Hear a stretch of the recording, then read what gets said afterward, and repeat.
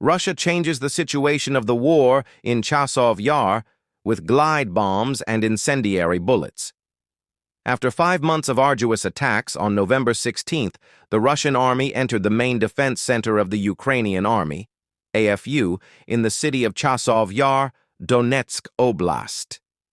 This campaign is considered an important turning point, marking the peak of Russia's urban offensive tactics. Starting in July 2024, the Russian Army, RFAF, launched the Chasov Yar offensive campaign after capturing the Siverskyi Donets-Donbass canal area on the outskirts of the city. The AFU took advantage of the mountainous terrain and the canal as a natural trench to establish a strong defensive position.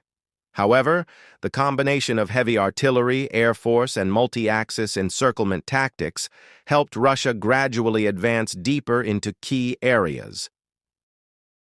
At Chasov Yar, the Russian army focused its attacks from the east and southeast to isolate the AFU in the city and cut off important logistics routes. The mountainous terrain, which was an advantage for the AFU, gradually became a priority target for Russian attacks. Russian artillery and air force continuously softened the battlefield, destroying tactical heights and fortified structures.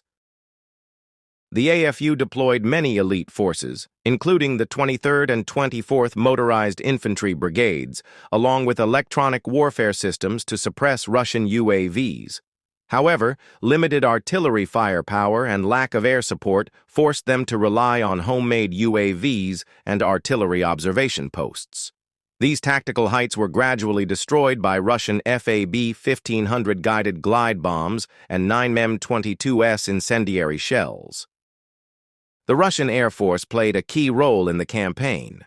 Since August, Su-34 fighters have been carrying out airstrikes with guided bombs on the Chasov Yar industrial zone, which is considered the central defense line of the AFU. FAB 1500 bombs, each weighing 1,500 kilo, have flattened most of the factory, causing the AFU to lose important hiding places and observation posts. At the same time, Russian BM-21 Grad rocket artillery fired thousands of 9mm-22S incendiary shells, creating large fires covering an area of hundreds of square meters. This forced the Ukrainian infantry to retreat to the basements to avoid losses. However, at night, the AFU counterattacked from the basements and tunnels, causing significant losses to the Russian infantry units. However, the Ukrainian counterattacks could not stop the Russian advance. By mid-November, Russian commandos had entered the city center, broken into the remaining buildings, and continued to attack vigorously. Ukrainian reserve units retreated to the only remaining stadium to defend, but could not hold out for long against the Russian onslaught of thermobaric bombs, rocket artillery, and incendiary shells. After more than 1,000 days of fighting in Donbass, the Russian army has captured important strongholds such as Bakhmut, Avdiivka, Marinka, and now Chasov Yar. With superior firepower and pincer encirclement tactics, the RFAF has succeeded in isolating Ukrainian forces and controlling the region's vital routes.